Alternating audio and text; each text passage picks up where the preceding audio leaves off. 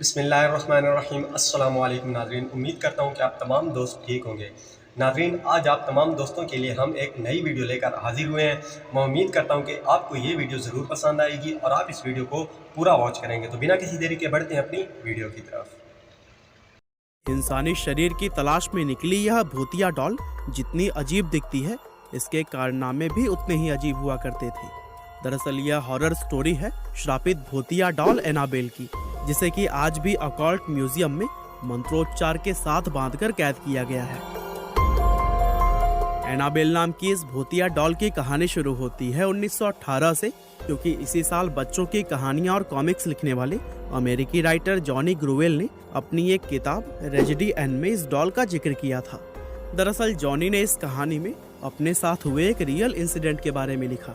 Johnny बताते हैं कि एक दिन वह यूं ही अपने घर के बाहर टहल रहे थे, तभी उन्हें उनके घर के बैकयार्ड में एक डॉल पड़ी हुई दिखी। जॉनी ने उस डॉल को अपने घर में पहले कभी नहीं देखा था, इसीलिए उन्होंने अपने पड़ोसियों से जाकर पूछा कि कहीं ये डॉल उनकी तो नहीं, लेकिन सभी पड़ोसियों ने भी मना कर दिया। जॉनी को कुछ समझ नहीं आ रहा था कि आखिर ये डॉल उनके घर में आई कैसे।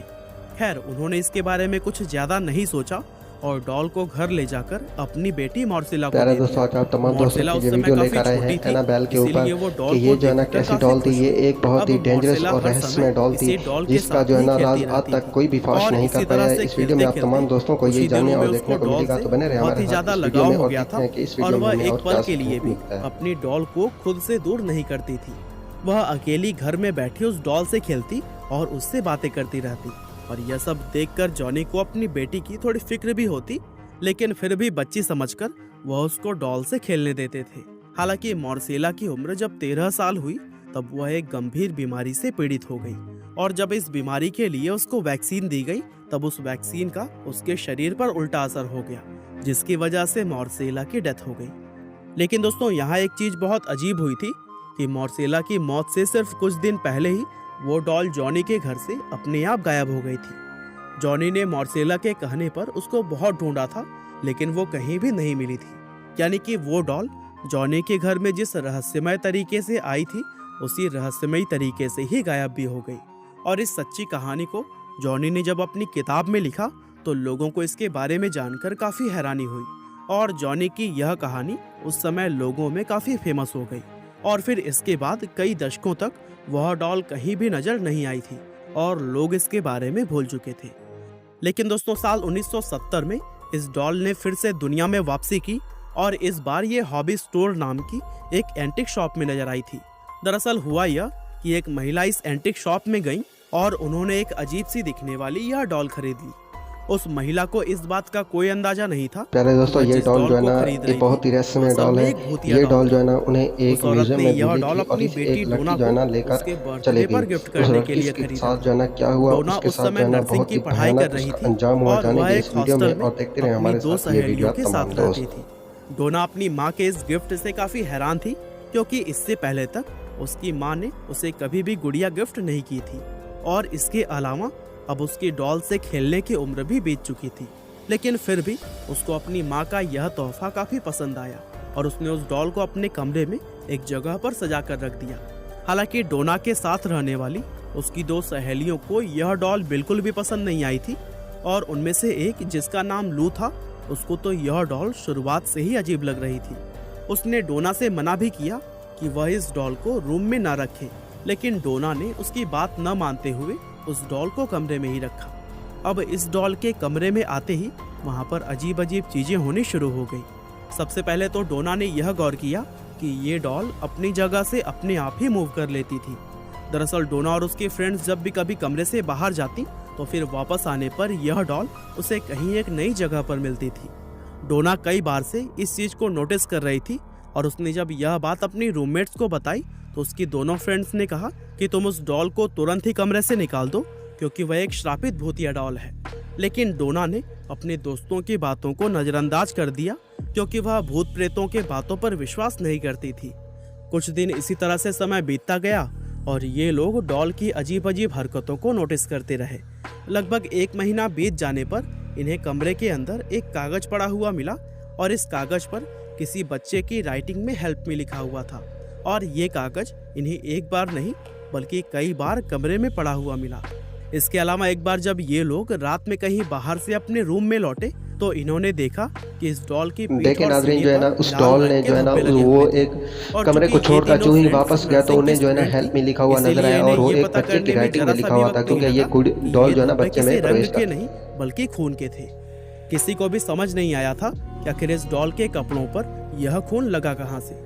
इस घटना के बाद से लू ने डोना से कई बार कहा कि ये डॉल भूतिया है और इसको यहाँ रखना बिल्कुल भी ठीक नहीं है, लेकिन डोना अपने किसी भी दोस्त की बात सुनने को तैयार ही नहीं थी और इतना कुछ हो जाने पर भी डोना ने इस डॉल को अपने कमरे से नहीं निकाला। दरअसल डोना को भी इस डॉल से एक अजीब तरह का लगाव हो गया था। एक दिन लू घर में अकेली थी और डोना अपनी दूसरी सहेली के साथ किसी काम से बाहर गई थी। तभी लू को कमरे से डोना के चीखने की आवाज आई और इस आवाज के चक्कर में वह भूल गई थी कि डोना तो घर में थी ही नहीं। वह भागते हुए जब कमरे में गई तो उसने देखा कि कमरे में उस डॉल के अलावा और कोई भी मौजूद नहीं था। लेकिन इसके बाद कमरे से लू के चीखने की भी आवाज आई और इत्तेफाक से डोना और उसकी सहेली उस समय लौटकर आ चुके थे। और जैसे ही उन दोनों को लू की आवाज आई वे दोनों भागते हुए कमरे में पहुंची। कमरे में जाकर उन्होंने देखा कि लू फर्श पर बेहोश पड़ी थी और उसके शरीर पर गहरे चोट के निशान थे। ये दोनों फ्रेंड्स लू को हॉस्पिटल लेकर गईं, जहां पर उसे तुरंत ही एडमिट कर लिया गया। और फिर लगभग 2 दिन के बाद जब लू को होश आया तो उसने डोना को बताया कि उस पर यह हमला उसकी डॉल ने किया था। और यह बात सुनकर डोना का सर ही चकरा गया और अब उसको लू की कही हुई सभी बातों पर यकीन होने लगा था, क्योंकि लू पर जानलेवा हमला हुआ था और इस हालत में वह झूठ कभी भी नहीं बोल सकती थी। डोना तुरंत ही अपने हॉस्टल के पास वाले चर्च में गई और फादर हैगन को इस घटना के बारे में बता दिया। फादर हैगन ने डोना की बात सुनी और उसको अपने सीनियर फादर कुक के पास भेज दिया। फादर कुक ने डॉल को अच्छी तरह से देखा और डोना को बताया कि यह डॉल भूतिया है और इस पर एक बुरी आत्मा का साया है। फादर कुक ने कहा कि यह मामला संभालना उनके नाज़रीन देखें जो भूतिया डॉल थी वो जो है ना दिन रात लोगों को उसने परेशान करके रखा हुआ था, तो उसने जो है ना फादर को गुड़िया दे दी और फादर ने उस गुड़िया को जो है ना कैद कर दिया। वो 2 पति और पत्नी थे जिन्होंने इस गुड़िया को डॉल को जो है ना कैद किया था। उन्होंने डॉल के इस बिहेवियर की बारीकी से जांच करने के लिए 1 हफ्ता उसके साथ बिताने का फैसला किया। और फिर 1 हफ्ता डॉल के साथ रहने के बाद वॉरेन कपल ने डोना को बताया कि इस डॉल के अंदर एक बेहद शक्तिशाली आत्मा का वास है और अब ये आत्मा इस डॉल से निकलकर एक इंसानी शरीर में जाना चाहती है। इन लोगों ने आगे बताया कि आत्मा ने अपने रहने के लिए डोना के शरीर को चुना है, इसीलिए जितना जल्दी हो सके इसको डोना से दूर करना होगा। डोना ये सब बातें सुनकर बहुत घबरा गई और उसने वॉरेन कपल को डॉल उनके साथ ले जाने के लिए हाँ बोल दी। ये दोनों पति और पत्नी डॉल को अपनी कार में रखकर अपने साथ ले जाने लगे और तभी अचानक से इनके कार का सभी सिस्टम फेल हो गया और कार बेकाबू होकर एक दीवार से जा टकराई। अच्छी बात यह थी कि उस समय कार की स्पीड बहुत ज्यादा तेज नहीं थी, इसलिए इन दोनों पति और पत्नी को ज्यादा चोट नहीं आई थी।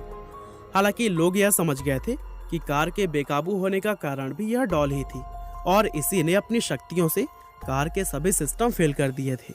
हालांकि कैसे भी करके घर पहुंचने के बाद इन पति और पत्नी ने तंत्र मंत्र और पवित्र जल की मदद से इस डॉल को शांत करके शीशे के एक बॉक्स में बंद कर दिया और फिर इस बॉक्स को उन्होंने अपने खुद के म्यूजियम ऑकल्ट म्यूजियम में रख दिया और तब से लेकर आज तक यह डॉल इसी म्यूजियम के अंदर ही रखी हुई है। और दोस्तों म्यूजियम में जहां यह डॉल रखी हुई है वहां पर एक वार्निंग भी लिखी गई है कि कोई ना तो इस बॉक्स के करीब आए और ना ही इसको छूने की ट्राई करे, क्योंकि इस डॉल में अभी भी शैतानी शक्तियां मौजूद है। वैसे भूत प्रेत में मैं खुद भी विश्वास नहीं रखता हूँ, लेकिन चूंकि यह कहानी सच्ची थी इसीलिए मैंने सोचा कि इस कहानी को आप लोगों के साथ भी जरूर ही शेयर करना चाहिए। वैसे इस कहानी के बारे में आप क्या सोचते हैं हमें कमेंट करके बताना ना भूलिएगा। आपका बहुमूल्य समय देने के लिए बहुत बहुत धन्यवाद। तो प्यारे नाजरीन ये थी हमारी आज की वीडियो। जैसा कि आपने इस वीडियो में देखा कि हमें क्या क्या सीखने को मिला, तो प्यारे नाजरीन मैं उम्मीद करता हूँ ये वीडियो आप तमाम दोस्तों को ज़रूर पसंद आई होगी और इसी तरह की वीडियो देखने के लिए हमारे चैनल को ज़रूर सब्सक्राइब करें और साथ दिए गए घंटी के बटन को ज़रूर दबाएं ताकि इसी तरह की नई वीडियो सबसे पहले आप तक पहुँच सकें। मुझे दीजिए इजाज़त, मिलते हैं एक और नई वीडियो के साथ। अल्लाह आप तमाम दोस्तों का हामी नासिर हो। अल्लाह हाफिज़।